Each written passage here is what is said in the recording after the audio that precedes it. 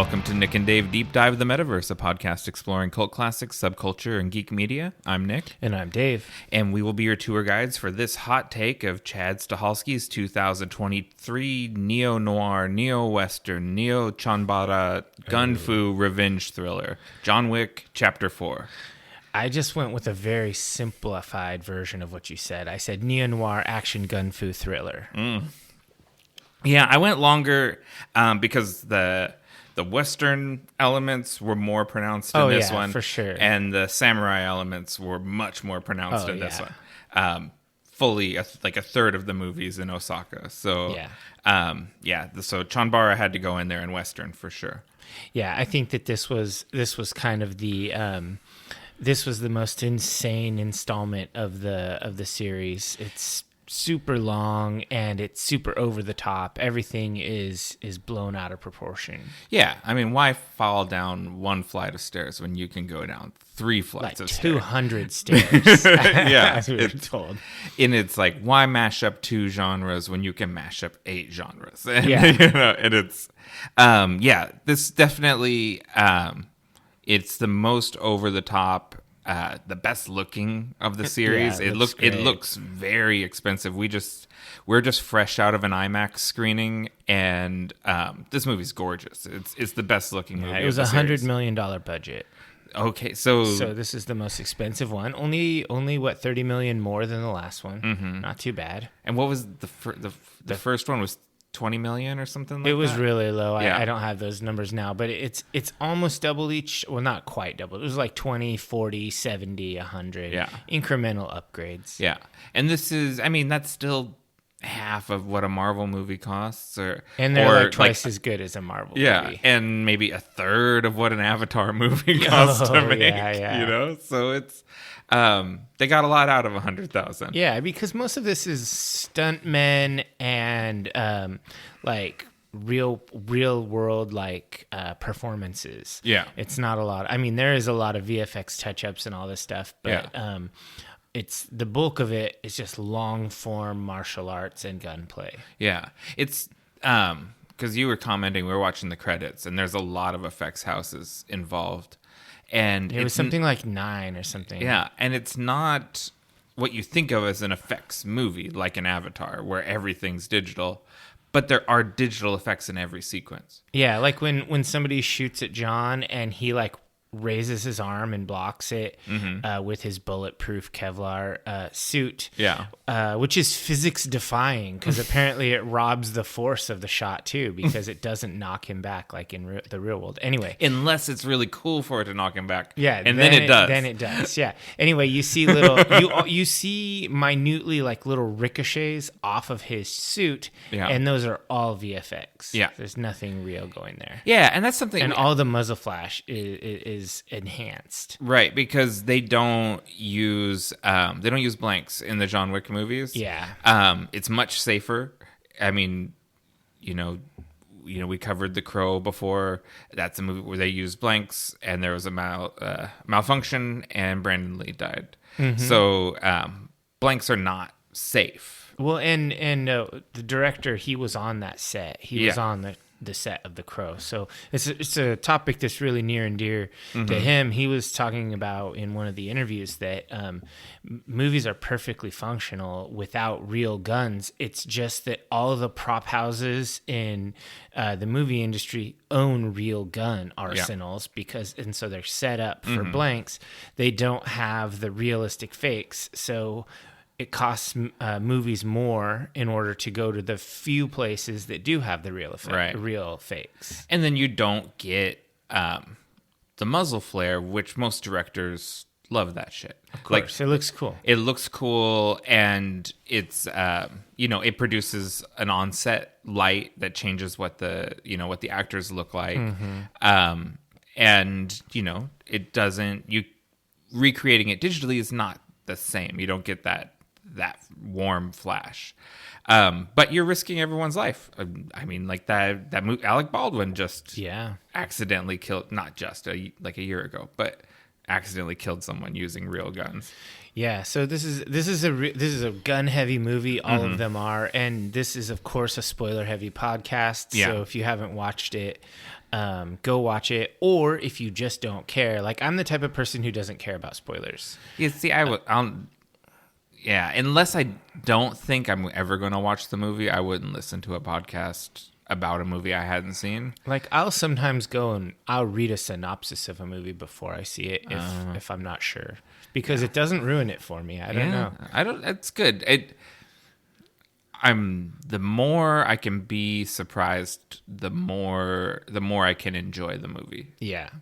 I do want to say that one of the predictions I made, or gripes that I made during the last podcast about the John Wick series, about the Elder, it was addressed right away. John just goes and ices the Elder. Yeah, and it's already a new Elder from the last Elder. Because it doesn't actually matter. This sort of reminds me of any feudal scenario where you have important nobles and someone's on the throne, and so if you kill the person on the throne, somebody else takes over. If you kill one of the nobles, someone else takes over. It's essentially impossible to ever cut this off. They call it like the Hydra. Yeah.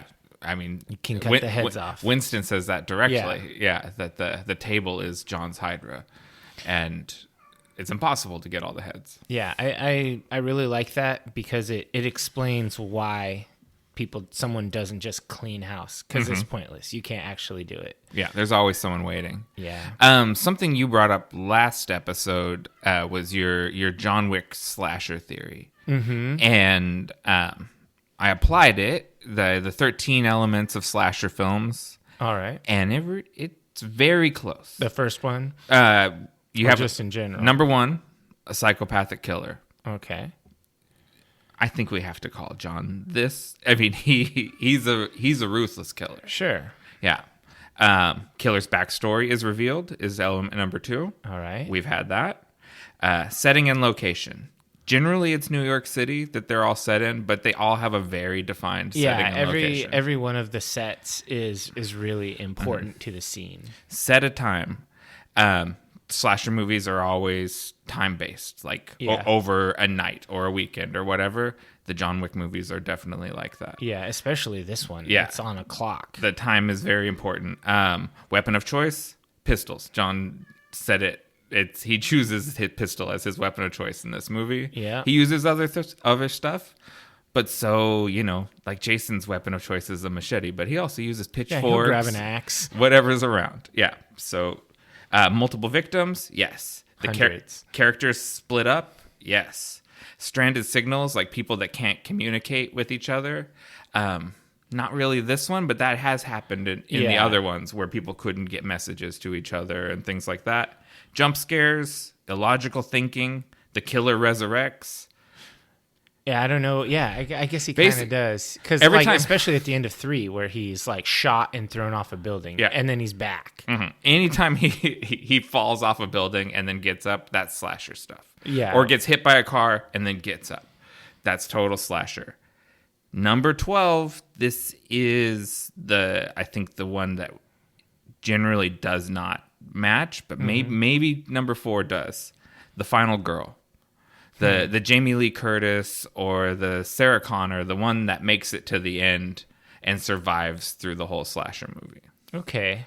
I think Mr. Nobody is the final girl of this movie. You think Mr. Nobody, or is just Winston the final girl? He's in every movie and he makes it through everything. Is Winston the final girl? But Winston's never John's target. Yeah, he never gets attacked. Yeah. That's true. So Mr. Nobody is not a girl, but he is the final girl of this movie. He gets spared. And then the killer ending. Usually it's an ending that hints at the killer coming back in the next movie.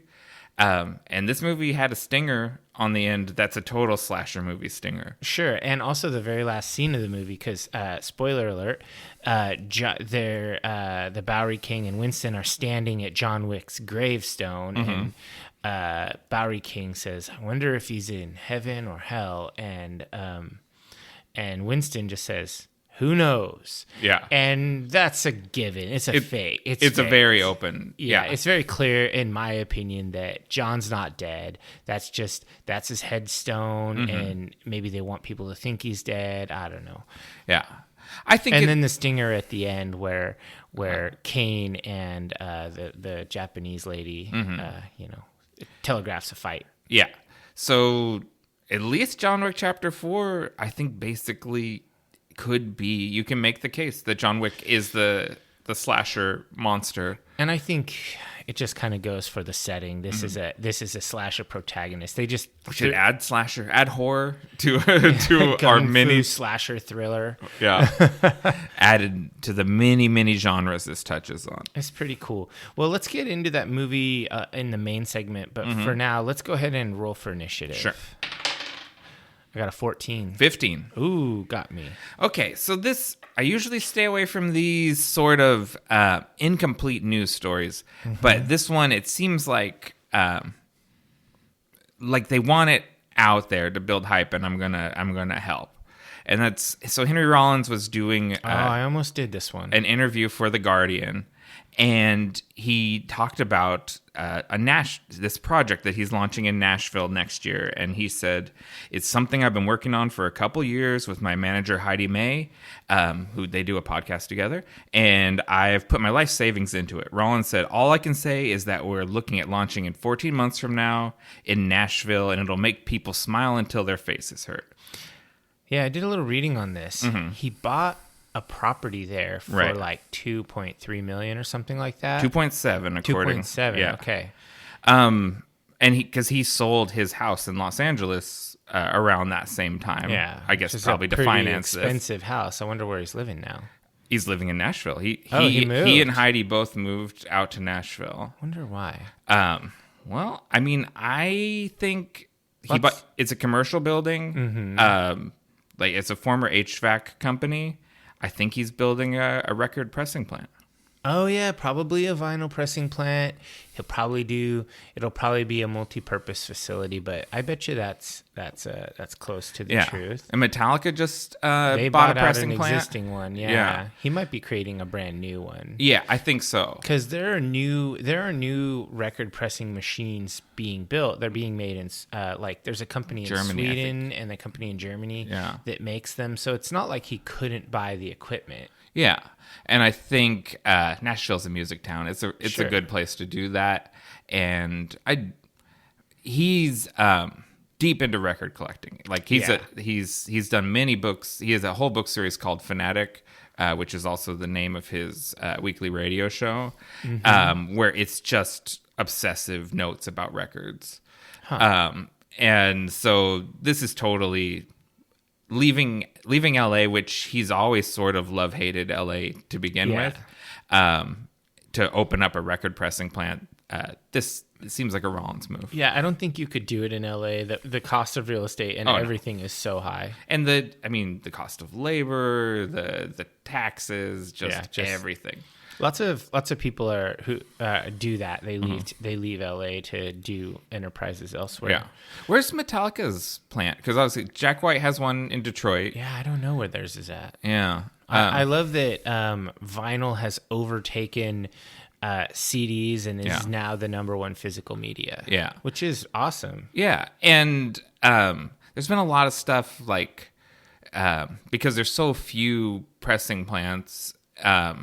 When, say, a Taylor Swift or an Adele or whatever, when they go to press records, they take up all of the capacity of the existing plants, and it takes a lot of bands. Like you know that's because you're in a band. Yeah. It can take like a year or 2 years to get your shit pressed. Oh yeah. We often we're done. Barrowlands is done with the next record. It's in the can, and it's not. We don't have a release date for it because we still have to get a deal with the record company, and they have to schedule it, and so it could be a year to get vinyl, and so then a small band has to decide: do we do a digital release and then follow up with a vinyl release? How important is having physical media upon release? How important is that to us? For a band that is making their living off of their music, it's critical. For a band like mine that doesn't, we all have jobs, it's not critical. So you just have to make that decision. Yeah. But it's hard. Like, say you did everyone does like a record release party, right? Yeah, like and when you don't you have drop the something album to and hand out. you don't have something to sell there. And people are going like, I thought you were going to have stuff. And you're like, here's the download code. It's just not, it just doesn't, it's not satisfying. It isn't, no. All right, so I'll get into mine. This is nerd related. Warhammer 40K, I haven't brought up that recently. Oh, it's been a while, yeah. Been a while. They recently announced a new edition, 10th edition of the game, which is a pretty big deal in the Warhammer world because it's a competitive tabletop strategy game. So a new edition of the rules will shake up everything with regards to competition. 9th edition wasn't very popular. It wasn't unpopular, but people didn't rave about it. And most editions last about 5-ish years in recent years. In the early years, some of them were shorter than that, or longer, but nowadays you can almost bank on every 5 or so years you'll get a new edition. But they've previewed it. They previewed the new rules. They're faster, more streamlined, they're simpler. Stat lines on units have gotten much more compact, and they're going to some more streamlined mechanics. Like there's a concept called universal special rules where instead of having, one army, their stealthy troops have custom rules for them, and then another army has their stealthy troops have custom rules for them. There's just a universal special rule called stealthy or whatever, outflanking or whatever. Right. And every unit that has it across any army will have the exact same rules. That's pretty useful because you can't know all the armies, all their special rules. I mean, you can if Warhammer is your life, right? Like your Henry Cavill. Yeah, but him.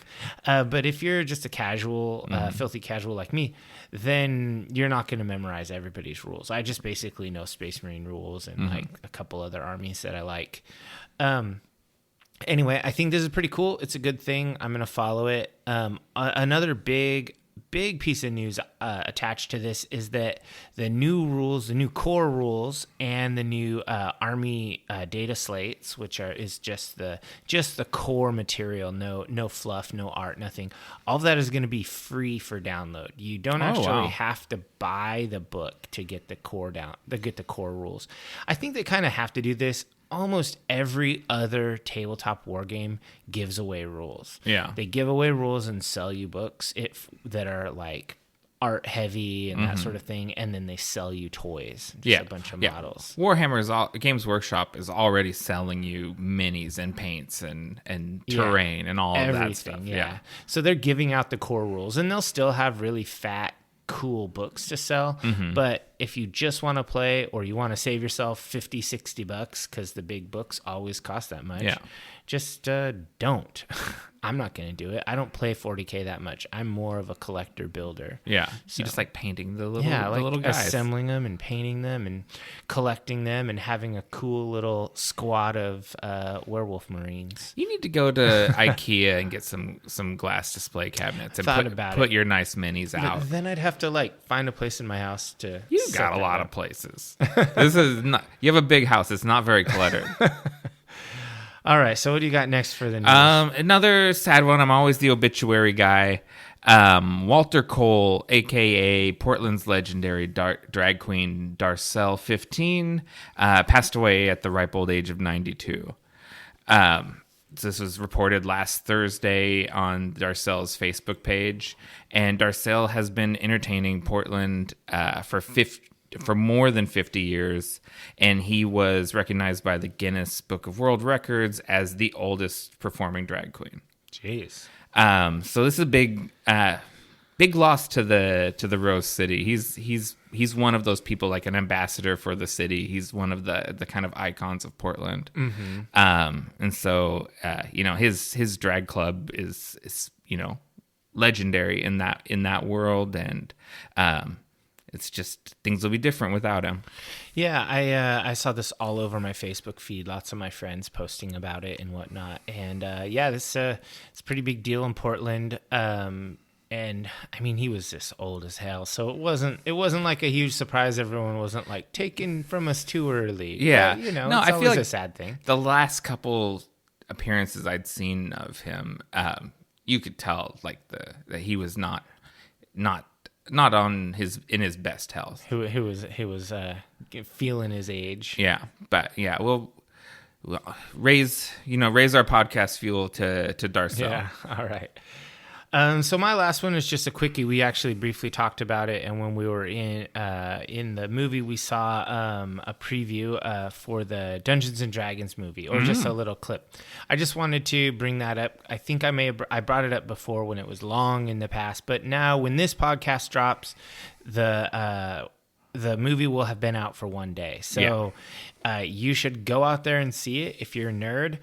It's got 89% on Rotten Tomatoes and 92% audience score. And that's pretty big. Yeah. I've had several of my friends who went to, like early screeners and that kind of thing. It hasn't been hard to see if you really wanted to. Yeah, I saw it last weekend. Okay, yeah. People have said really good things about it. I have not seen it. I'm planning on talking about it towards the end of the podcast, and so okay. I'll hold my thoughts till then. But I am one of those people who saw it last week. Nice. I wanted to bring it up because I know there was a bit of nerd antagonism towards this movie because of the D&D game non-disclosure, or not the open gaming license and all of that. There were some people saying that you should boycott this, but this is really it's really cannibalistic to do to your hobby if to rob the entertainment side or hurt the entertainment side versus the publishing side, etc. And it's just not a good move if you want to see D&D flourish. No, and I think I don't think it's a good move to do. I just think people love to cut our own throats sometimes with some of these things. Oh yeah. Yeah, I will say Lisa had the observation. She left the theater and came back in, and she goes, "It smells like BO and farts in here." Yeah. So, nerds do live up to their reputation sometimes. Honestly, though, when we were just leaving John Wick, I was like, man, these are some greasy motherfuckers. Oh, really? I was just thinking, like, man, I'm glad I don't go to the theater very often. These people are gross. We could have switched seats. I could have sat next to that greasy guy. Why do people not shower? What is it? I don't know. I sometimes I shower twice in a day. If it was like a busy, like sweaty day, I'm like, Yeah, or like they literally never work out, so they don't have a prompt. I need to shower right now. Yeah, I'm totally lathered up. Because they are just at the base sweatiness at all times. Yeah, They're always a little sweaty, but never so sweaty as to prompt a shower. Yeah. They just learn to live in it. Anyway, that's just me being a classist for clean, clean class. No, I mean, I really, it's something, we just know this. Going to conventions and things like that, nerds are a smelly people. A lot of them are. I watched this, like a TikTok video where someone was going around an anime convention talking to cosplayers and asking what the smelliest fandom was. Oh. And universally, everyone said My Hero Academia. Oh. Including the My Hero Academia cosplayers. I wonder why. Because they're just the stinkiest. Interesting. I don't know if I'd have predicted that. Yeah. Everyone he asked said it. And then there was there was like a Bakugo and a Deku together. And he said, "What's the smelliest fandom?" And they go, "This one."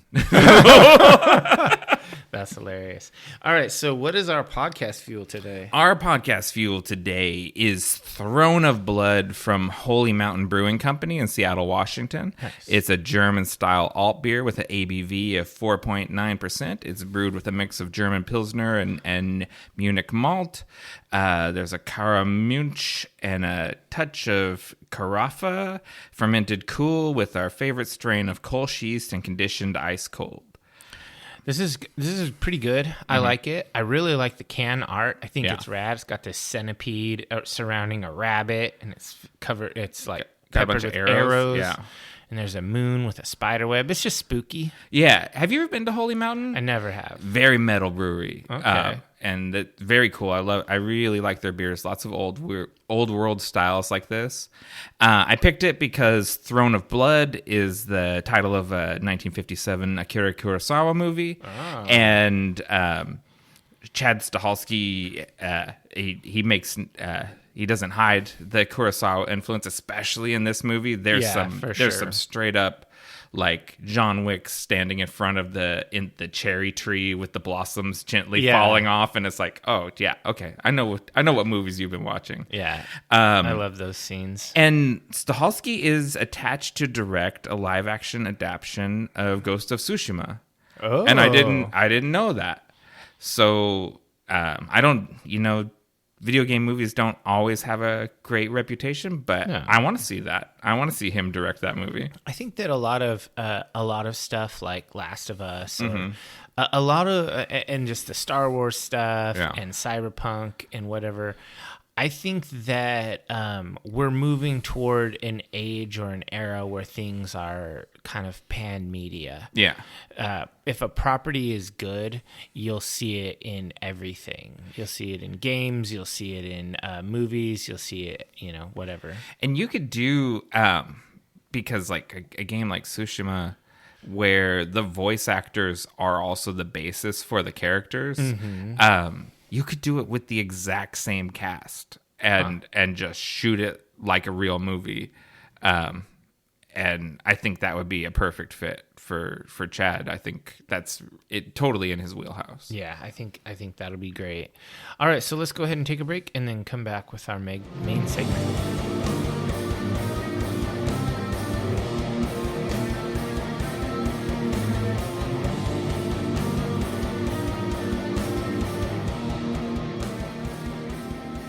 Welcome back, divers. Let's dive into John Wick Chapter 4, 2023, Chad Stahelski. Synopsis. After John Wick assassinates the Elder, the High Table empowers the Marquis to deconsecrate the New York Continental. He promptly kills the concierge and excommunicates Winston, sending John Wick on another quest for revenge across the globe, also seeking redemption, pursued by the blind assassin Kane and the mysterious tracker Mr. Nobody. Yeah, this one is really a globetrotting adventure. We start off in Jordan, pretty much, where he shows up and kills the Elder, and the Elder just says it straight up, and it's not even the same Elder. Yeah, he says, "If killing me will accomplish nothing, if you do it, I'll just be replaced." He's like the last Elder. Yeah, who maybe he killed. Yeah, and I mean. And then he kills him, and it pisses everyone off. And so, of course, Winston's hotel gets blown the fuck up. Yeah, it's there was that was implied at the end of the last movie that if John Wick shows back up, it's going to come down on you. Yeah, and it comes down hard on Winston. Yeah, and comes down even harder on the concierge played by Lance Reddick, which. Oof, yeah, man. He just passed, and then he died in this movie. It added a lot of weight to those scenes, and like the scenes at his grave. I was like, oh man, this is hitting. It hits hard because were attached to the character. Yeah. But because he actually passed it, like, ooh, that stuff had a lot of weight. Yeah, it was really heavy. I really liked that character, and I thought that Bill Skarsgård did a great job playing a villain. He was awesome. These Skarsgård brothers, they have got potential. Yeah, they're going somewhere. Keep an eye on those. Any of the dozen or so tall Swedish guys called Skarsgård, they're going places. Yeah, and I think that Bill has the most kind of sinister look to him of the brothers. He's definitely got more than Floki. I think so. He definitely has just the perfect sneer. Yeah, and it was pretty great. I would have cast. I mean, I like Austin Butler a lot, but Bill Skarsgård was my pick for Fade Routha. Oh, okay, yeah. But I think he's too much taller than Chalamet. Yeah, he's really tall. It's hilarious when you see him standing next to Ian McShane. He's like looking way up at him. Yeah, because Ian McShane's probably I don't know, 5'8", 5'9", Yeah. something like that. And Bill Skarsgård's probably 6'6". Yeah, he's like 6'4" or taller. He's Yeah. definitely like a tall, thin dude. Yeah. And people look up at him. So this movie, he plays the Marquis. Not a great French accent, but a good performance. Yeah.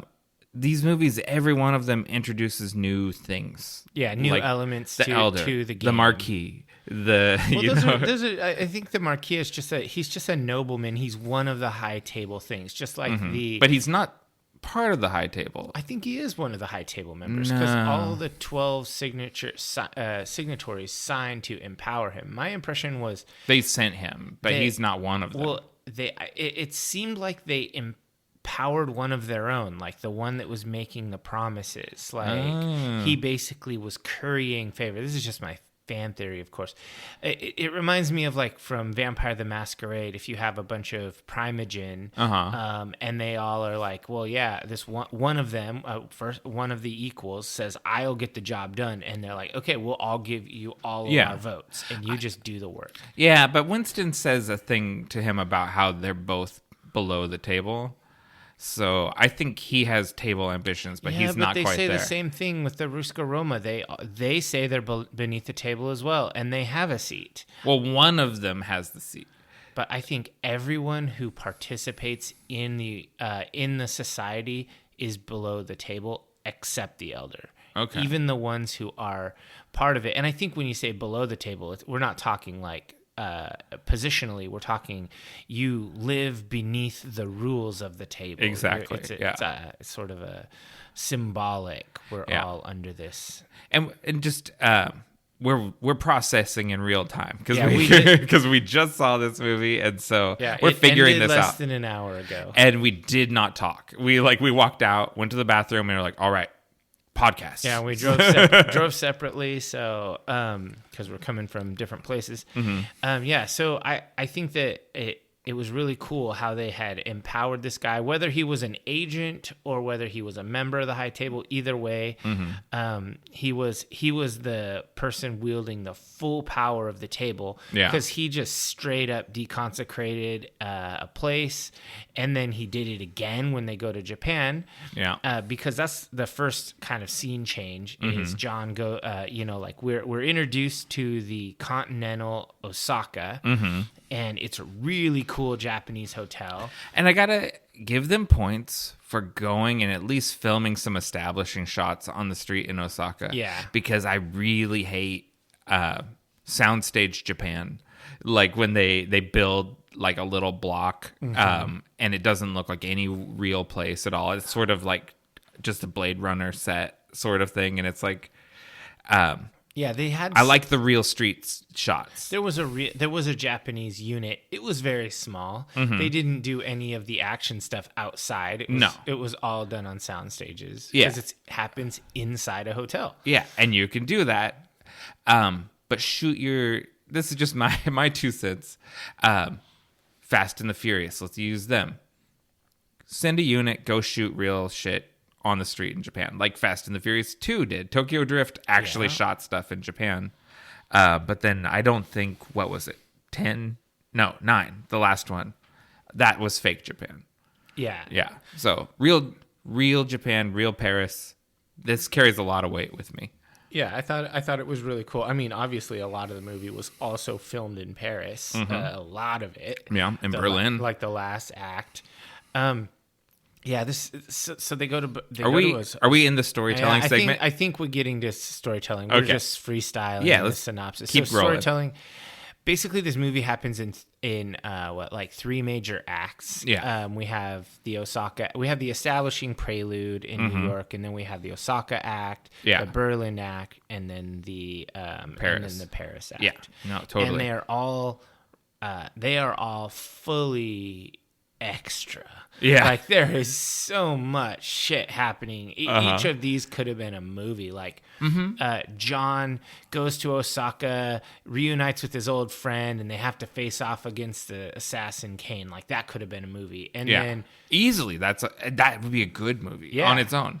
This could have been 3 movies. Yeah, and then John goes to Berlin because he needs to get readmitted into the Ruska Roma. Right. That could have been a whole movie of how does John get back in the Ruska Roma. I was going to say I am Klaus instead of I'm Nick, and I totally spaced it.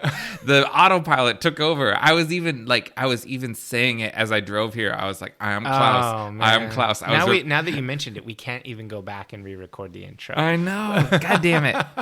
The autopilot's strong. I just like once I start rolling on that intro, I just go through the whole thing. Yeah, I swear someday we're going to be there in person. You're going to be talking to someone. You're going to be like, I'm Nick, and I'll be like, and I'm Dave. Mm-hmm. I'll just say it. Yeah, because it's just Pavlovian. It's just in there. Yeah.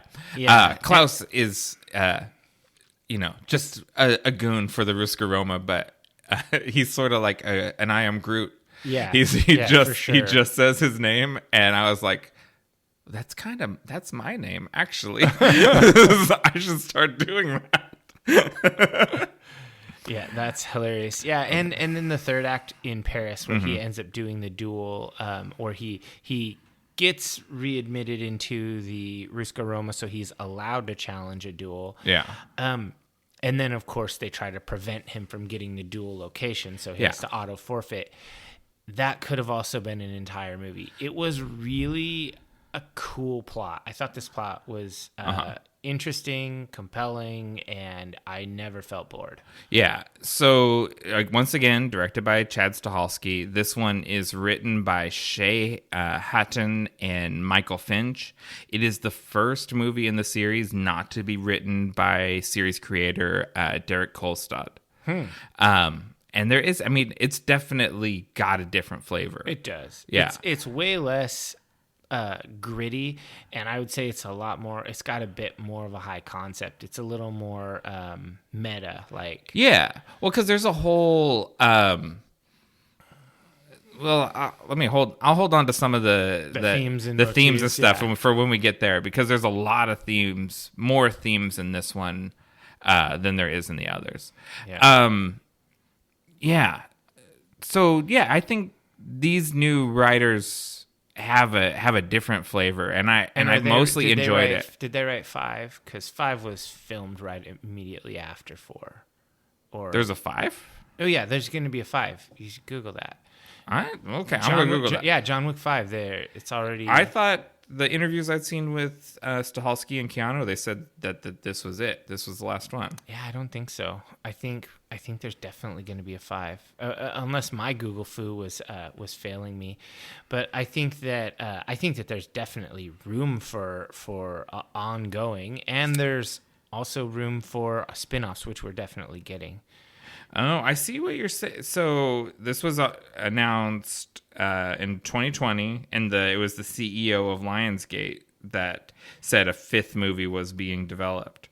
But that's been shot down, I think, by Stahelski and Keanu. I think they're just bullshitting. You think so? I think there'll be a 5. Okay. They're not going to leave it with John Wick's grave. They should. It's a good ending. That's a way better than dragging him back out. And I'm not saying in this universe, because they've got Ballerina coming. Yeah. Which I think is set between 3 and 4 or 4 and 5. Yeah, it doesn't really matter. And that's already locked. Like they shot already that filmed. Yeah. So that's coming. And then there's doing the Continental show. Continental TV show. And that's going to be on Peacock or some annoying. That's going to be on Peacock. For. I think Peacock is free with ads. Yeah, oof. I know. I hate ads. It just always bums me out. Are there any? If there's any divers with Peacock subscriptions, just go ahead and slide into our DMs on Twitter and give us that password, and I'll send you some stickers. I printed out stickers. Yeah. All right, so let's go into the visuals section. So I just off the top of my head, one of the really cool things that I noticed was these scenes are set. They're set beautifully. They really pay attention to where conversations are happening. It's not just two guys talking in an office or whatever. Yeah. It's like, you're on a beautiful veranda in Japan with sakura blossoms blowing across, or they're in, a beautiful old church with candles burning and all this. It's just like the sets were just amazing in this movie. I thought that too. Like, really gorgeous. This is cinematographer Dan Lawson again, he's been the cinematographer for this whole trilogy. I think the first John Wick kind of stands on its own. Yeah. And then chapter 2, 3, and 4 are a block together. Okay. And he's leveled up. I think Chad Stahelski leveled up as a Yeah. director in this movie, and I think Lawson leveled up as cinematographer, because this movie is beautiful. Yeah, it looks so good. Yeah, easily the best looking movie of the four. I found there was an interesting moment when there was two people talking. It was Kane and John, and When they're in the church? I can't know. Were they in a subway? I can't remember where they were at, but they were talking.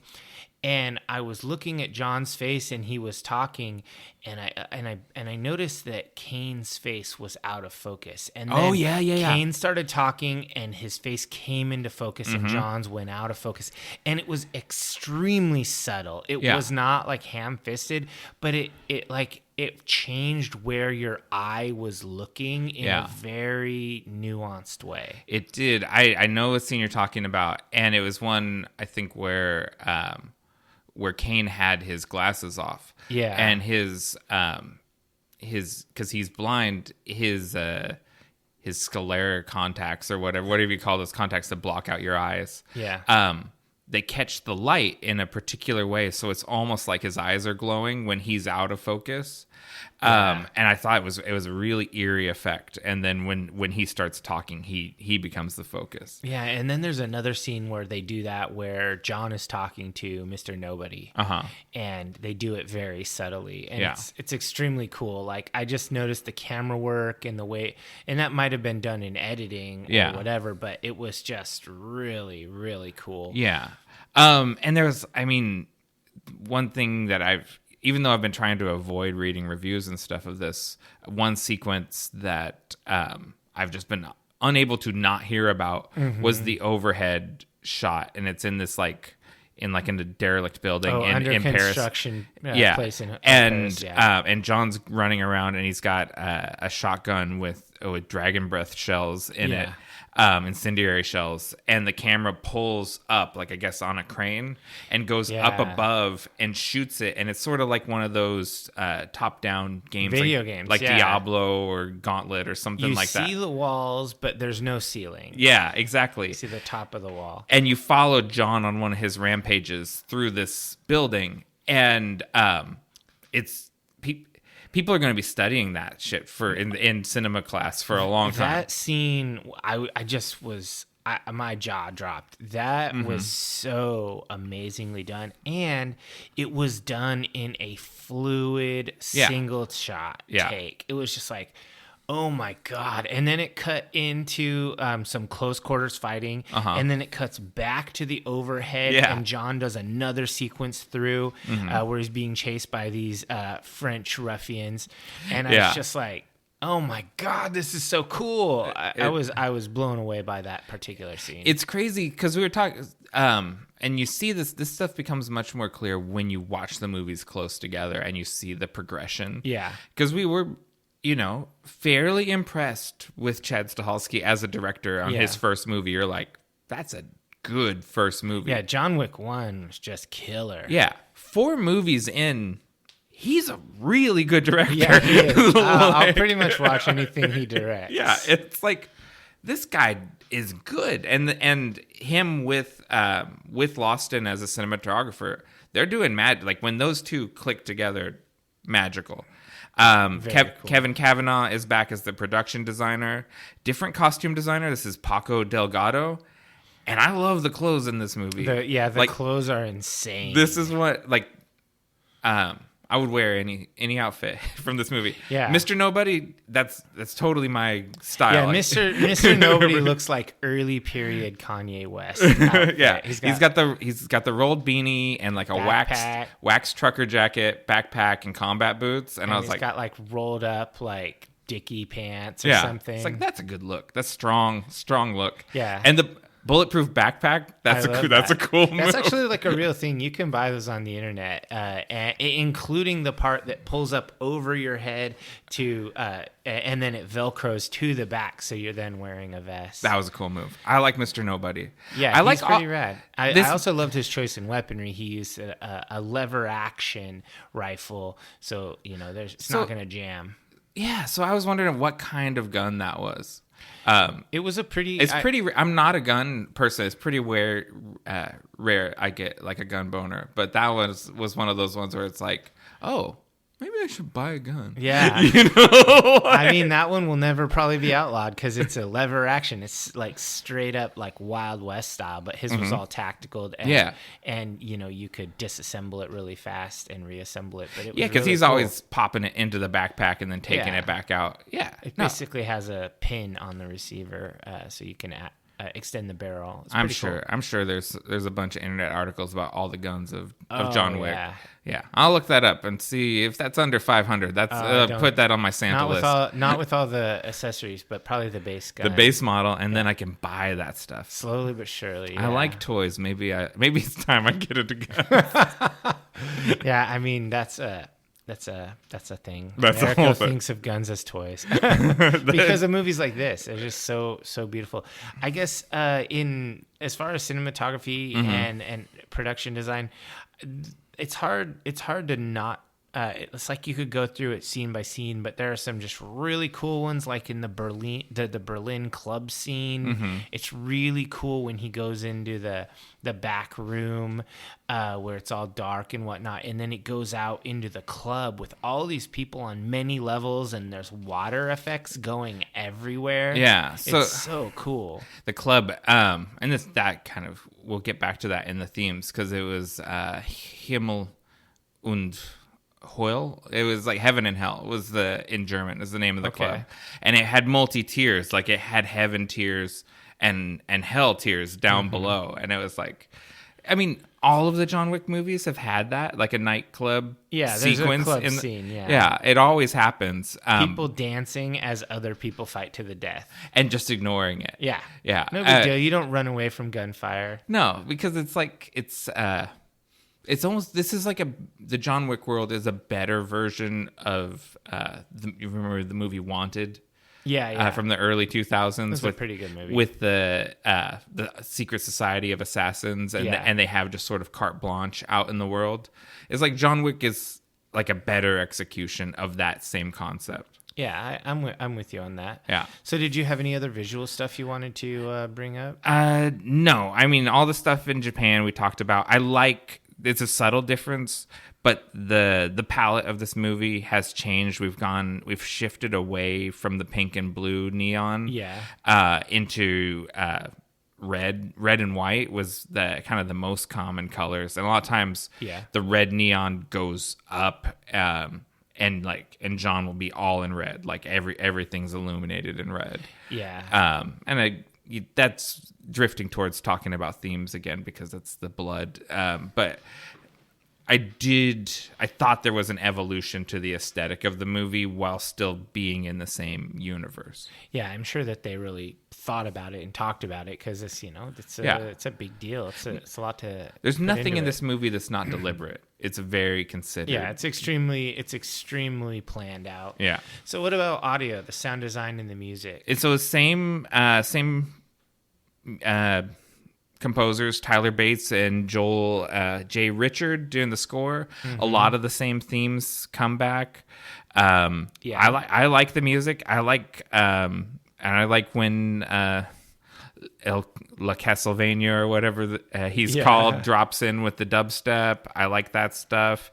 What was the lady's name? Rina Sawayama, who is an actor in the movie. She's a musician, and she did the end title sequence music. Yeah, that's pretty cool. Yeah, it's cool. I'm not familiar with her work before this, but she seems pretty cool. So I like the music and stuff. Yeah, obviously the sound design and the music is not the star of the show here. Mm-hmm. That's not really this isn't a movie that makes me, it doesn't, I don't know. It's not the biggest. You're not going part out of to it. grab the soundtracks. It's pretty good, and I really like how they do the sound in post for all the guns and weaponry and knives and all the strikes and stuff. Like when John is swinging the nunchucks, you hear the sound of the chain, and when it hits someone, you get a nice, satisfying thwack. Thunk. I love that nunchuck scene. Yeah, it was pretty cool. And I will say this probably of the four.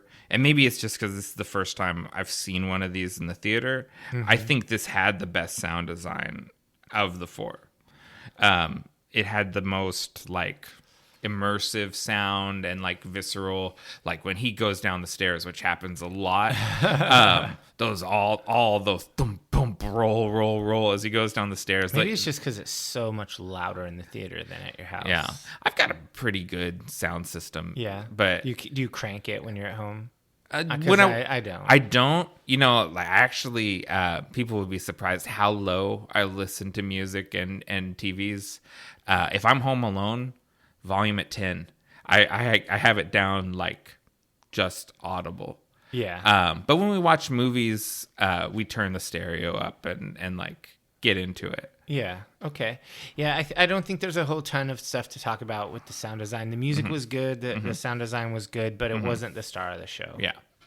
So what about themes and motifs? You seem to have a lot to say on that one. There's so many more. Like this has a lot more themes. Or I've said like the main theme of the series has been consequences, right? Actions have consequences, and it's been repeated as a mantra so often that they've a toast to it. Yeah, they've incorporated it into it and made it part of the language of this world where everyone acknowledges consequences. But there's a lot more new themes, like the tarot card theme that comes in. I'm not an expert on tarot, so I couldn't pick them all out if I were, on just one watch through. But I realized that people were representing the different tarot cards at some point. Like John is the hanged man, and that there's a whole prolonged scene where he's in a noose, and I was like, oh, I'm gonna have to go back and explore this movie and be like, oh, Winston is the Prince of Cups or whatever. I'm not a tarot expert, but I caught on that they were doing a tarot thing throughout the movie. Yeah, and then there's the cards at the duel scene. Those weren't exactly tarot cards. They just mostly had numbers. Yeah, they were like tarot inspired. Yeah, they were really cool designed cards that had numbers on them. Yeah. It was kind of funny. Like that was an interesting thing where they're like, how random chance plays such a big role in that. Yeah, where they're picking out the rules of their duel. Yeah, because John challenges the Marquis to a duel, and so Clancy Brown, the Kurgan from Highlander, comes in and has to mediate while they pick the rules. Or they call him the arbitrator. Yeah, something like that. No, he was like the Harbinger. Oh, was he? Yeah. He had a cool title. Because when he goes in the hotel with his big ass hourglass, they're like, a Harbinger is here. There's so many of these things. We just need more. We need a world book is what we need. I want to just find it out and always be a little behind. I don't want to be able to study it. Well, I mean, when we watch Ballerina and do a hot take of it. We'll get more from then. And we watch The Continental. Yeah. Yeah. I think The Continental will reveal a lot. For sure. There'll be some splaining. Yeah. And that's the better place. I think the TV shows are a better place to do that. Yeah, probably. So I really liked just some of the very obvious themes of I don't know if you really call it a theme, but basically like how interpersonal connections are more important than rules, and how connections and friendships and love is the most important thing. That really was the driver for the people who were ultimately the winners. They like John's Japanese friend who died. He did so because he was living up to his end of friendship, and John is he's ultimately a person who wants to be remembered for the love that he shared with his wife, not for all the lives that he took. Right. Winston and his relationship with John, and I don't know, it just seems like all of these interpersonal relationships are much more important than the rules of the game. Yeah. People are willing to cheat if they care. Friendship is one of probably the biggest themes of this movie, and brotherhood. It's bros before rules. Bros before rules. Okay, episode title. That's the episode title. Okay. Bros before rules.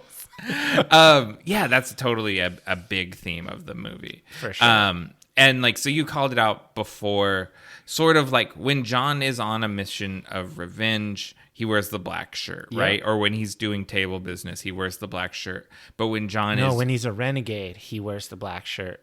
When he is within the rules, he wears the white shirt. Honestly, I think the white shirt is when he's righteous in what he's doing. Well, the thing is like he gets the white outfit when he is then doing when he's doing the duel. Yeah, and all you're that, right. Because he's within. He's back. He's in the game. Yeah. Black is renegade. White is black hat, and then white is white hat because he's back on the up and up. He's legal again. See, I don't. Maybe. Yeah, that'll take a rewatch to determine. I think it has to do with intention.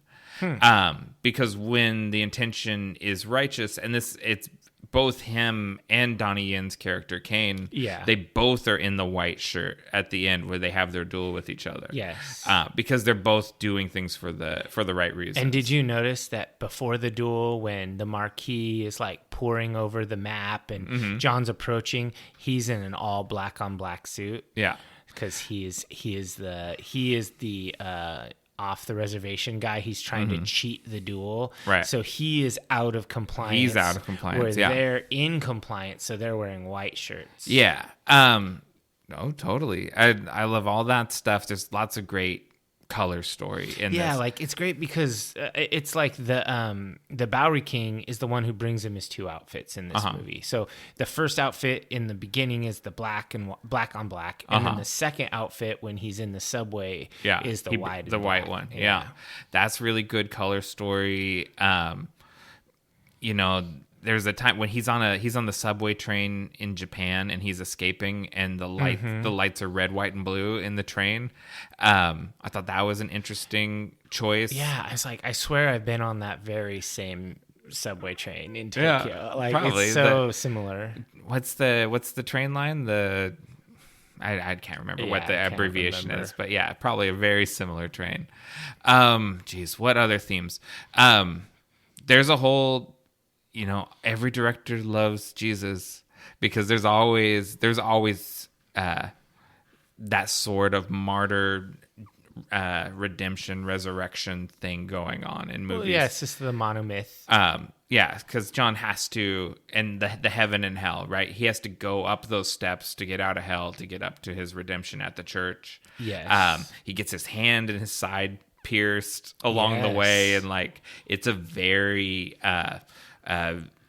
Via della Rosa or whatever, the Stations of the Cross that he has to do to get up there to get his redemption. So I thought that was a cool thematic in there. Yeah, I really liked that theme. I also like the theme of basically like I don't know if it's really a theme, but I just liked how people were tricky and willing to change their mind in order to do the right thing. Yeah. Like, I guess that goes with bros before rules, but like even Mr. Nobody who changes his mind when he is shown mercy and he's shown friendship. Yeah, because John saves his dog, right? And doesn't shoot him. Right. John could have shot Mr. Nobody and the right hand thug. But the dog would have died. The dog would have died, but that's fine, right? But not for not John for Wick. John. He John- loves dogs. Really, these are a series of movies about dogs. These are a series of movies about dogs. There's dogs in every movie. I've never thought about getting a Belgian Malinois. I remember still don't want one. I know. A long time ago you had talked about it and I was like, "Oh, that dog is a lot of work." Yes. Those are tough dogs. They need a lot of training. But and now that the John Wick movies have come out, like, it's really even hard to get one because Really? the breeders want to know that it's gonna have like an active lifestyle, blah blah blah. Not It's just, like- you thought it was cool. yeah, it's like, why do you want to get one of my thoroughbred dogs? And you're like, I just saw John Wick 4. Click. Yeah, exactly. Like, no way. God, what were the other themes? I want a super lazy dog. Bulldog. Yeah. Hardly can breathe. That dog's not going anywhere. Obviously there's just like tropes, right? Like the Western Yeah, there's tropes. a lot of tropes, and those kind of go into themes yeah. because we definitely have the Western tropes. We have they have all it- of the samurai tropes. They have a duel at sunup, which it's not the high noon, but the sunup is a theme too because it's a new day dawning, right? Like Yes. and the day of John's redemption and of Cain's redemption, which that's another biblical Yes. another biblical I theme. kind of like how at the end of this movie, it reminds me of like an anime movie, how all the toys are back in the box. Mm-hmm. The Continental New York is restored. Yeah. And we have Winston as the leader, Mm-hmm. the manager again. John is free again. We have Cain Or is dead. free. He's free or dead. He's dead either. He's free either way. He's free either way, yeah. And Cain is free. But he's not free because of consequences. That's true because He killed Koji, and Koji's daughter's coming for him. Koji's. I mean, and he knew that. He said, "I'll be waiting for you." Yeah.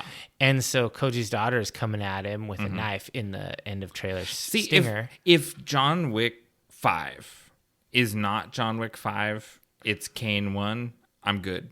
That's fine with me. I don't even want Cain one. I want Koji's daughter. Oh, just a movie following Yeah. her? Yeah, because she kills him, then that starts Then off a whole thing. she's excommunicado or whatever. Yeah.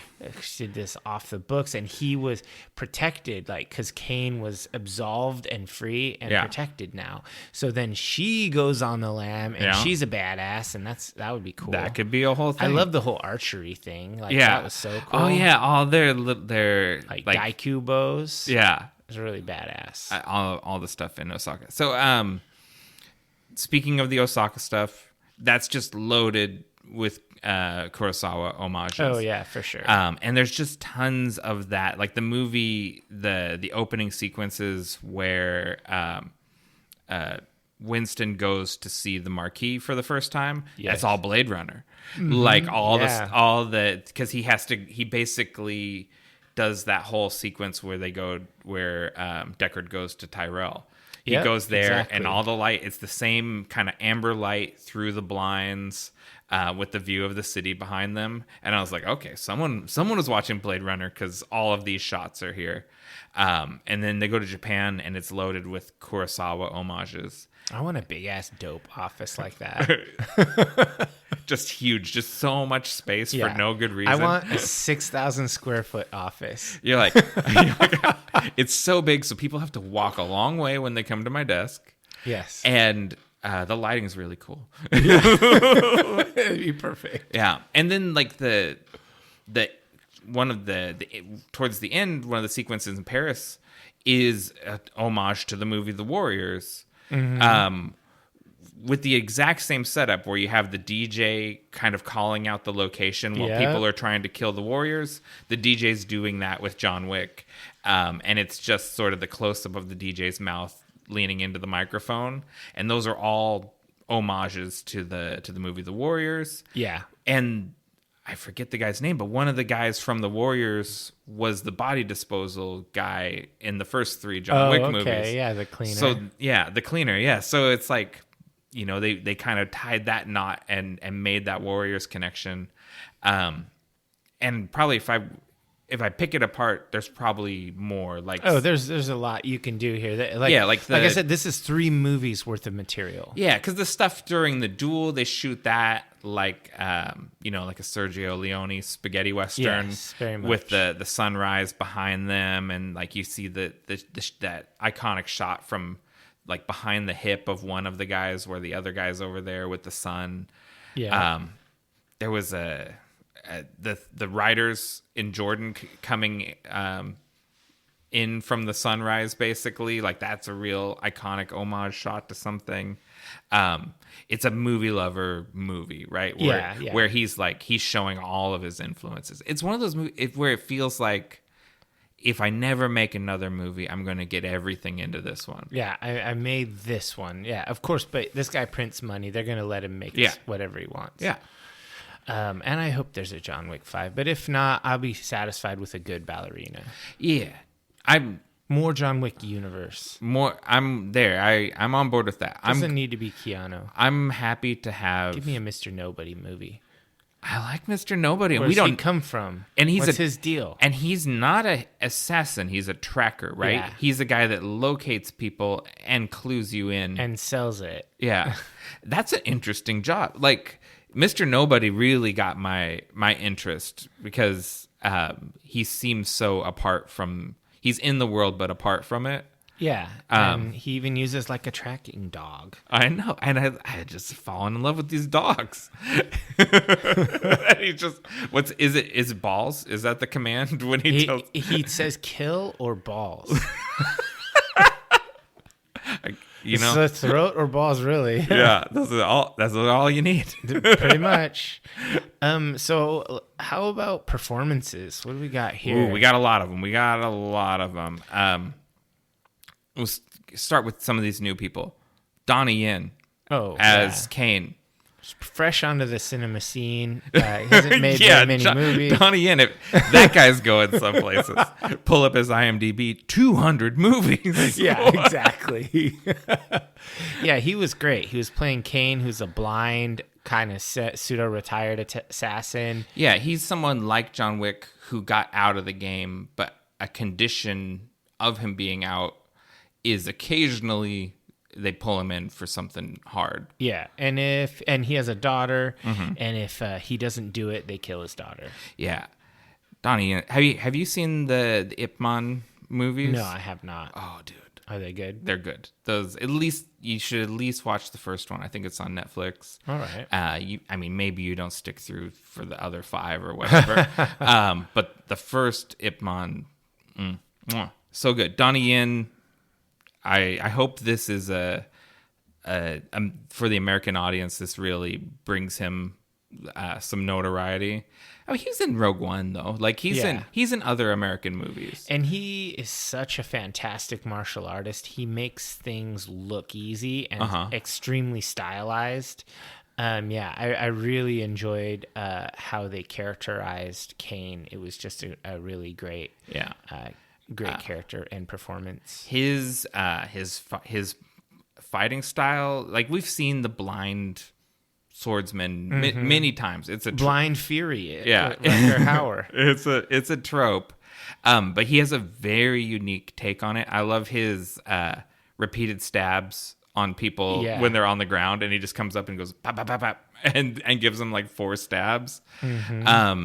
Yeah, everything in Donnie Yen's, and it's a good conflicted performance because he doesn't want to be doing any of this stuff. Yeah, and he acts so, if you haven't seen this movie, he acts as the Marquis champion in this duel. Yeah. And it almost seems like he knows that John is going to pull some shenanigans in the duel, but he's just like, well, it is what it is, because him and John wing each other twice. Yeah.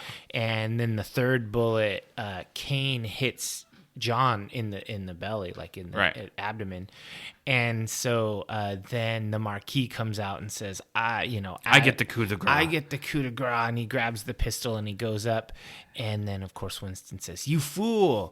He didn't shoot. And so John, who's not dead, raises the pistol and shoots the Marquis in the head. Mm-hmm. After getting Kane and his daughter freed from their obligations to the table. And so basically, and that's why John says, you owe me one. Mm-hmm. And so, yeah, they got out of it together. They were friends, called each other brother multiple times. And they fight their way up the stairs together because John can't get to the church on his own. There's just too many goons. Yeah, and so he needs Kane to get him up there, and Kane, is fully prepared to kill his bro, but he's going to do it honorably. Like he's not he's going to do it in the duel, not in let him die because he couldn't make it to the duel. Yeah. And then, while we're talking Kane, got to talk about Hiroyuki Sanada's character, who's another old friend of John's. Yes. And they actually had him as attempted to get him to play Zero in the last one, but he couldn't do it because of his little scene in Avengers Endgame. Yeah. And who did he play in Avengers Endgame? Like Yakuza guy that gets whacked by Hawkeye at the beginning of the movie. Well, that's crazy. Probably a lot of money, though. Probably a lot of money. a lot of money. But, it's okay, because Mark Dacascos did a great job. Yeah, and then he gets to come back and play Shimazu is what I think his name was Koji Shimazu. Yeah, like a total samurai type guy. Yeah, and he is the manager of the Continental Osaka. Yeah.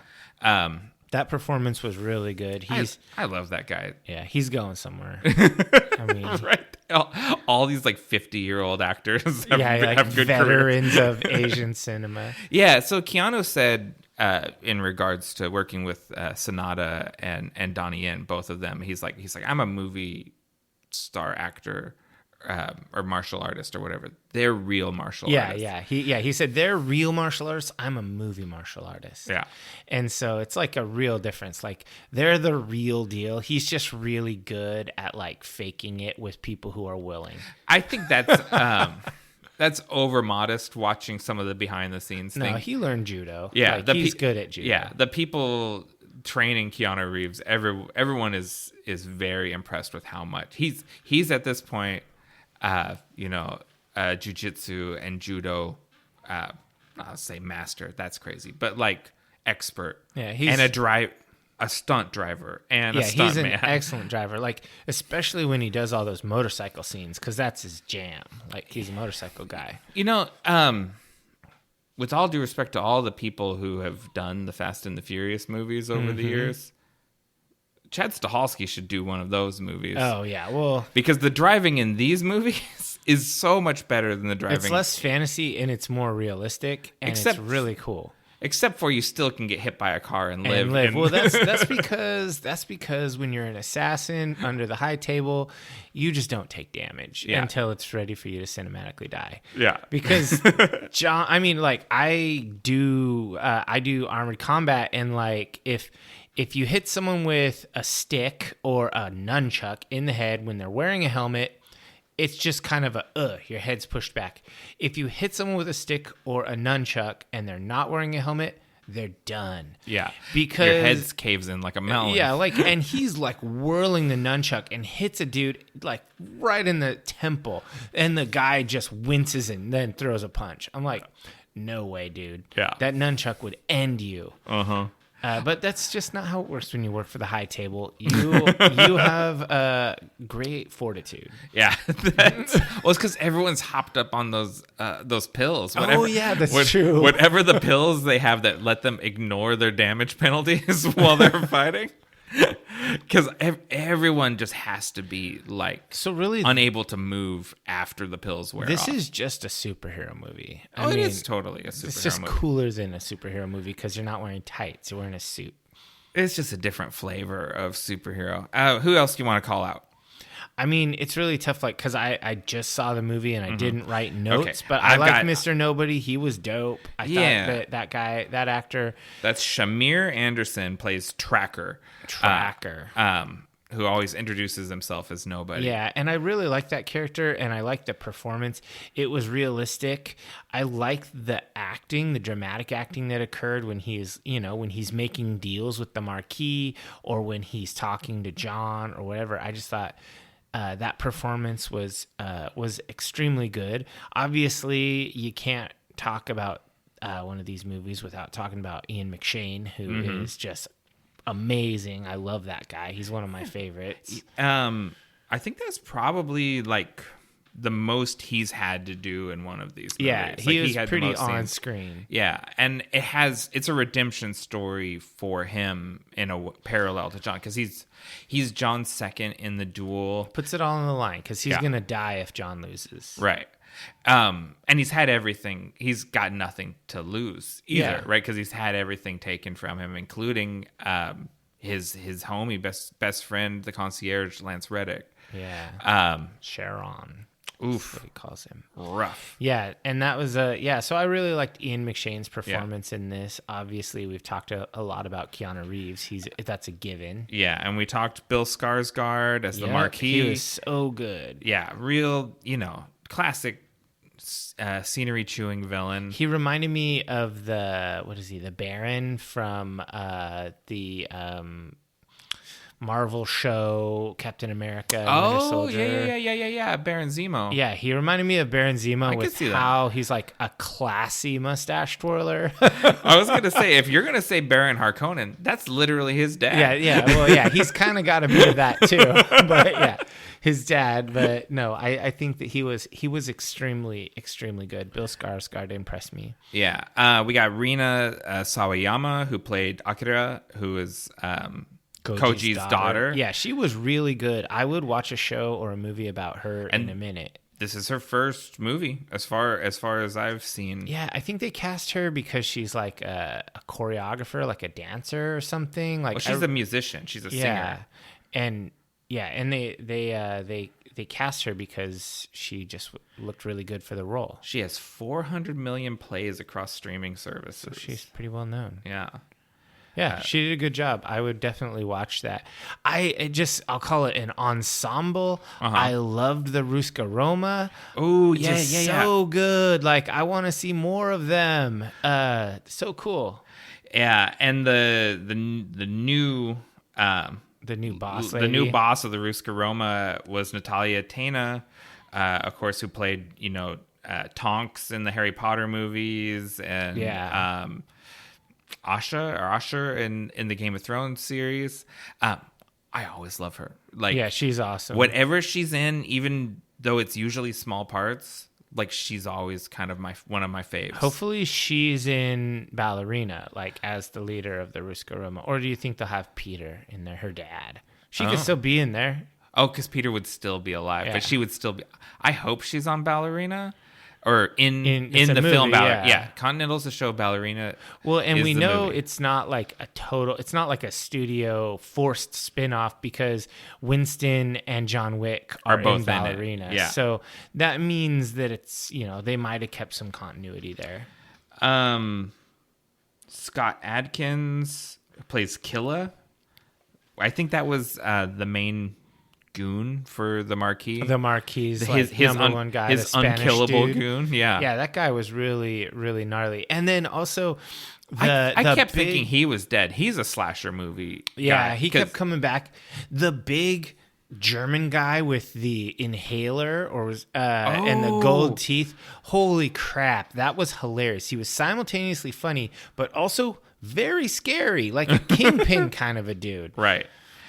I kept wondering. Was he wearing a fat suit, or was he a big man? Because he could move. Yeah, I think he was wearing a fat suit. I think that was an athletic dude in prosthetics, because he was very fast, like doing these really quick, like spinning back kicks and stuff. Yeah, that was when he started doing some of those high kicks, I was like, hold on. That's not how a big dude fights. Yeah, usually. Those sumo guys in Osaka, those were real. Who would and they're one-shotting fools with just come in with that big ham fist just and like, go boosh and drop people. It's like, that's how a fat man kicks ass. Like, you take all that weight and use it as power and just drive people into the dirt. You don't have a 400-pound dude doing a jump spinning back kick. It's not a thing. It's a little weird. Yeah.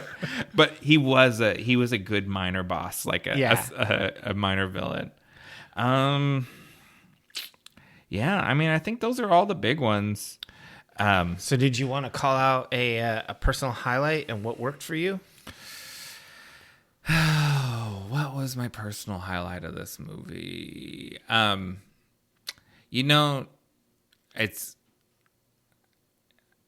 gotta be the overhead shot through that sequence in the kind of the tenement building in Paris. Okay. Because that's going to be the one people study, like looking for where the cuts are, and like how did they do this? How did they get the camera where it's at, and how they filmed that? That's one people are going to pick apart forever. Yeah.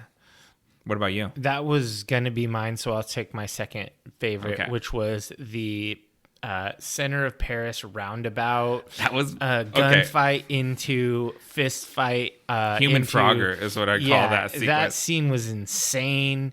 I mean, the top down scene in the building under construction was the best scene in the movie, and then I really loved the action scene in the roundabout. That was super cool. The Arc de Triomphe. Yeah. That's the choreography and everything of that with the cars and the kind of assassin's cars running counter to traffic. Yeah. And them having to navigate through that whole thing. That scene was crazy. That was insane. That was also my second choice too. Okay. So, well, I guess we're in agreement. That's unanimous. We agree on the same too. So did you have anything that didn't work for you? Oh, hold on. We haven't really done what worked for you. Okay. Yeah. All right. What worked for you? I kind of feel like we've been gushing through the whole thing about what worked first, but I'll go ahead with what worked for me. Okay. More of the same. I love the world building. Every time they introduce a new thing, a new idea, a new concept in the world, or new rules of the game, I love that, because anytime you have games or like organizations with laws and rules, it adds ways that you can wiggle within them, so it's not just a chaotic might makes right murder fest. So I really enjoyed the world building. I thought that was amazing, and I think that we got to see some really good variation on the different like factions and groups, like by making this really like three acts. I think that each act showed us a really cool style of how the world of the high table is in different parts of the world. And they're noting that like New York is like the problem child place in the world. They don't listen to do what they're told. How very American. So yeah, I'm going to say that I like the world building. That's probably something that really worked for me. And I got to call out how they tried to make the fight scenes different each time and different from other movies, adding in new elements and new cool things. Yeah. How about you? So I would say the level up of cinematography for this movie, it is markedly, I mean, these movies have always looked very slick. This one is beautiful. So the cinematography is outstanding. All of the layers of symbolism in the movie, there's a lot more going on. Like there's a whole sequence where Winston is going to see the Marquis, and he's walking past all of these sort of classic French paintings, right? And all of the paintings, they're symbols of things like the French Revolution and like the Haitian Revolution and all of these. They're all of these like peasant uprisings, right? Yeah. And here's this guy, who calls himself the Marquis, sitting there like looking at it, and Winston, always the one to lampshade exactly. It's like he's like, that's a symbol of rising up against tyranny. Yeah. And it's like, you are the tyrant. Like the revolution is coming. You are gonna die. Like, and I like how the visuals are setting up the story. Yeah. So yeah, those are, I'll say, because we've talked so much, the great ensemble, just to get three three things: the I'm symbolism, with you. the ensemble, and the cinematography worked for me. All right, great. So what didn't work for you?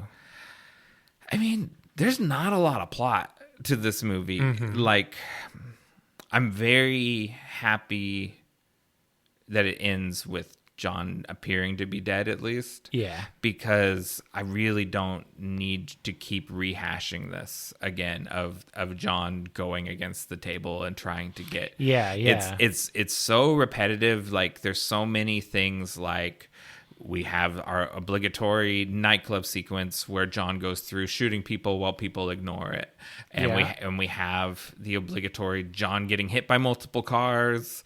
Like, there's so many rehashings of things from the other movies. Yeah. That are they're wearing thin for me after 4 movies. Okay.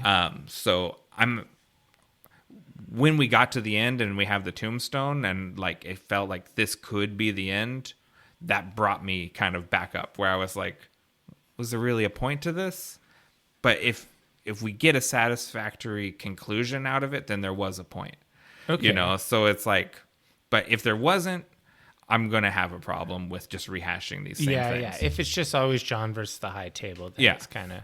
What about you? What didn't work for you? I think that I just felt like this was, like I said, it was 3 movies in one. And whereas that can be kind of cool, I feel like some of the mini boss scenes or some of the sequences were a little extra. Like in Osaka, we got some really cool, like the bow and arrow stuff is rad. The fighting, they use them in melee. Then you also have like the guys who come in the heavy armor, which we've seen in previous movies. And they're fighting them. And I was like, okay, cool. John's escaping. And then more of it. Yeah. And it's just like, okay, we already literally saw him kill like 19 of these guys. You're not going to make it meaningfully different if you stay with John Wick style. So I think that... It's a little indulgent. Yeah, they just continued to do multiple fight scenes that were just a little overlong. Like I felt the same way in Paris. Killing dudes on the way to get to the church, cool. Where they try to hit him with the cars and he kills him, and then he goes to another place and then they've got him trapped, and then he kills him, and then he fights all the way up the stairs, and then he rolls all the way to the bottom twice. And the first time he rolled to the bottom and he's trying to fight his way up again, I'm like, motherfucker, we already watched this scene. And then he goes to the bottom again, and then we get Kane to help him, and then it's different. Yeah. I just feel that like could have been one scene, one down and one back up. Yeah, with they Kane. could have eliminated like 3 minutes. It's not a lot, but it's something. And I feel like in the previous Paris fight scenes, basically, I kind of feel like you could have eliminated 45 minutes worth of easy, superfluous, extremely extended fight scenes. And that's saying something, because I really love the fight scenes in the movie. That's like why you watch the movie. Yeah. The whole scene in Jordan could go. It would make no difference at all. Yeah, you literally could have had a prologue scene where John is walking up and there's a bunch of dead dudes in the Bedouin robes on the sand behind him, and he walks up to the elder and he has the conversation, and it's very clear what John did. Like, everybody knows what John Wick does. He shoots people with guns. Okay. And so then he talks to the elder, and then he shoots him, and then boom, cut to New York. This is why I'm an advocate for director's cuts and extended cuts. This could be a tight 2-hour movie with in a few months you come out with a special edition Blu-ray with all this shit in it. Give me a 2-hour super tight cut for the theater, and then give me a 3.5-hour indulgent cut with all the side scenes, with all the lingering gazes and all of the shit. I'll watch them both. But this one was a bit long. I agree. And I always kind of harp on movies that aren't tight, because the thing is, John Wick 1 was tight as fuck. That's like a drum. There's no slack in that movie. And so that's what you're comparing this to. I completely agree with that. There's no reason for this movie to be this long, except for there's just too many cool things to fit into a shorter run. Let's fight a crazy German guy with gold teeth and a purple suit.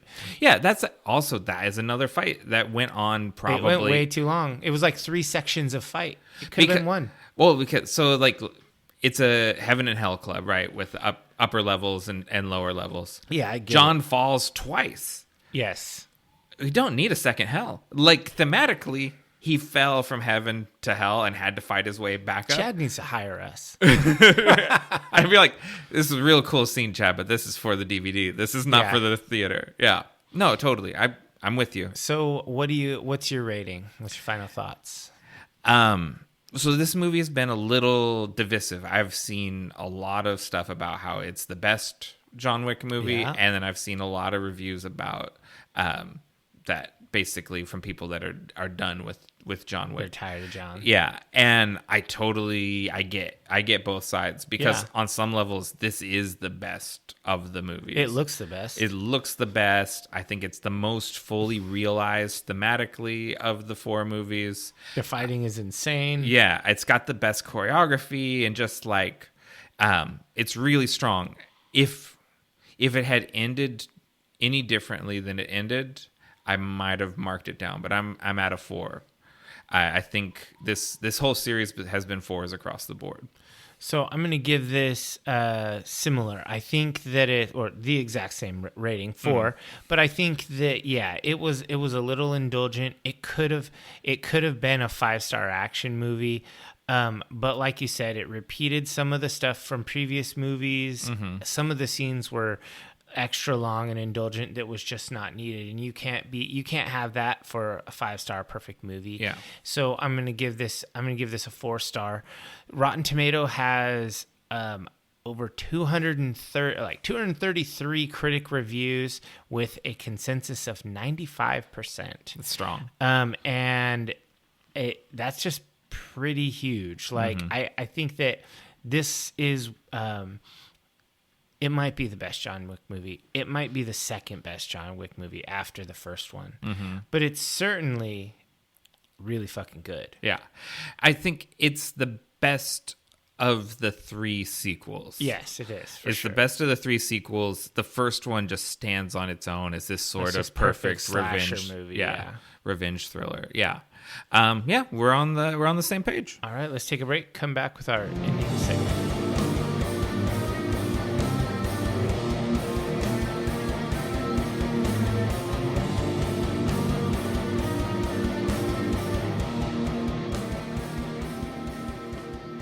Welcome back, divers. It's time for our final segment, the one where I ask Dave, what are you into right now? All right, so I've been listening to a lot of audiobooks. I've been doing a lot of internet nerd stuff, but I want to change it up, and I want to give a music recommendation. Oh, nice. So I am going to recommend a band called Hangman's Chair.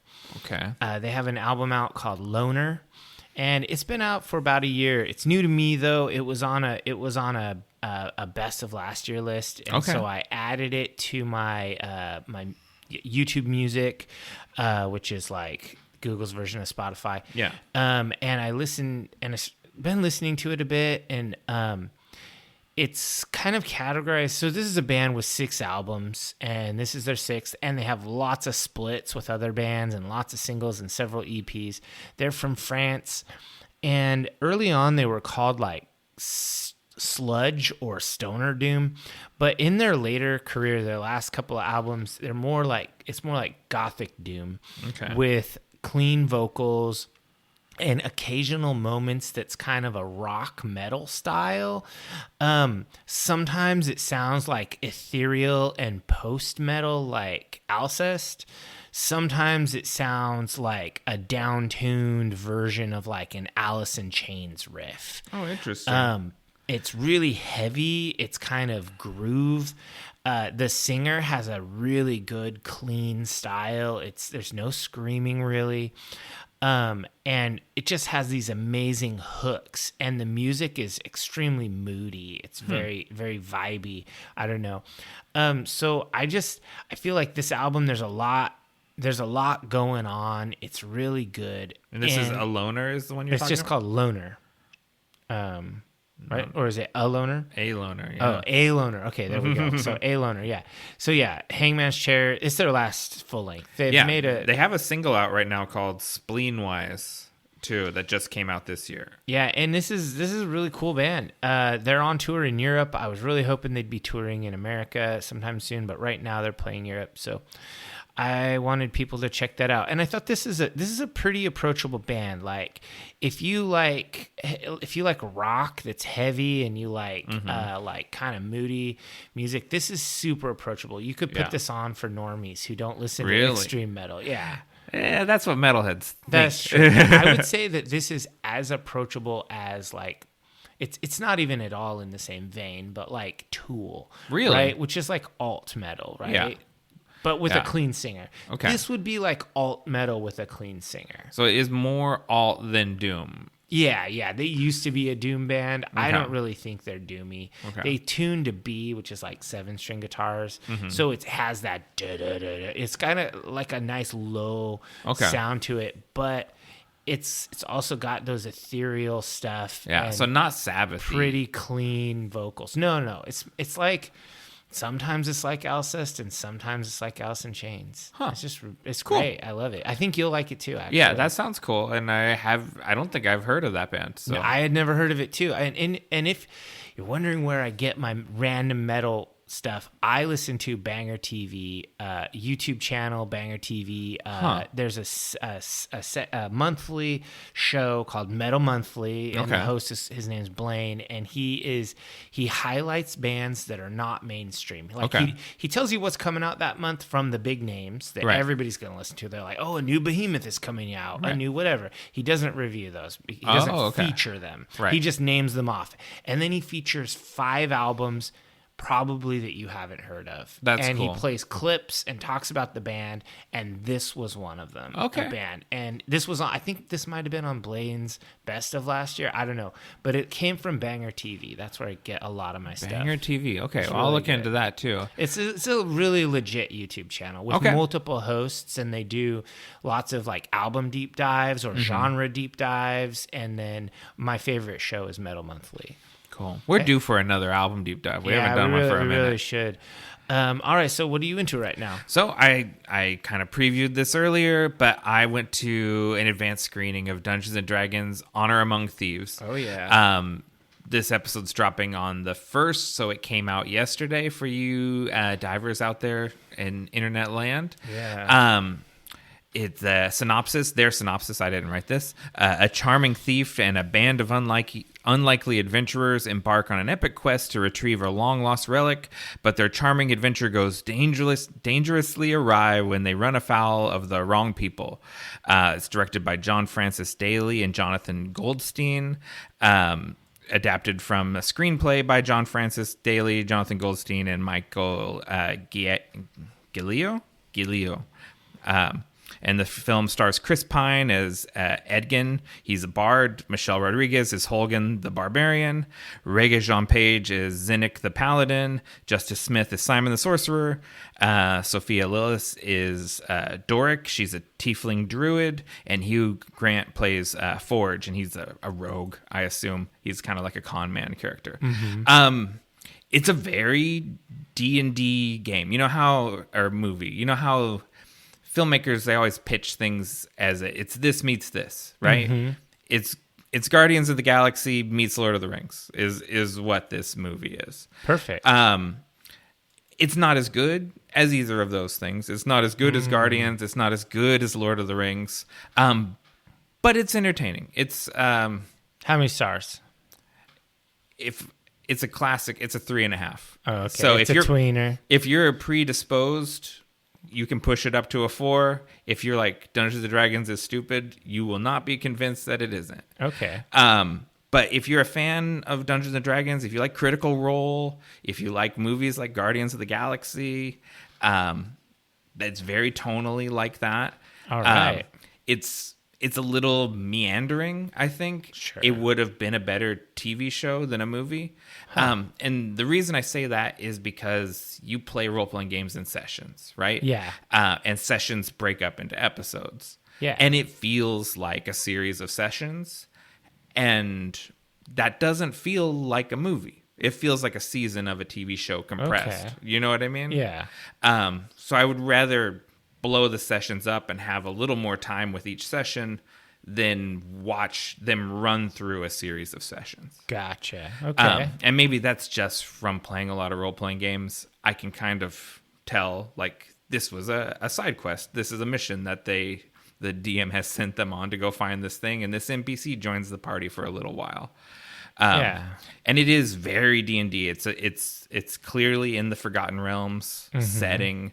And there's displacer beasts and gelatinous cubes and owlbears and lots of D&D critters, tabaxis and dragonborn and just all. So when we walked out of the theater, there was a kid, probably a 13-year-old kid with his dad, and the kid was just giddy. Listing all this stuff. Yeah, he's like, oh, it was so D&D, and when he did this thing, that's exactly what my character would have done in that situation. And he was just geeking out, and that is kind of would have me sort of push it towards the fore, because for a non-jaded 13-year-old, they just saw D&D come to life, whereas I've seen too much stuff at my age where I'm this is pretty derivative, and I think this does it better, and I've got. I do a movie deep dive podcast. Yeah, I've seen a lot of movies, kid, and this movie wasn't as good as you think it was. Let me run this down.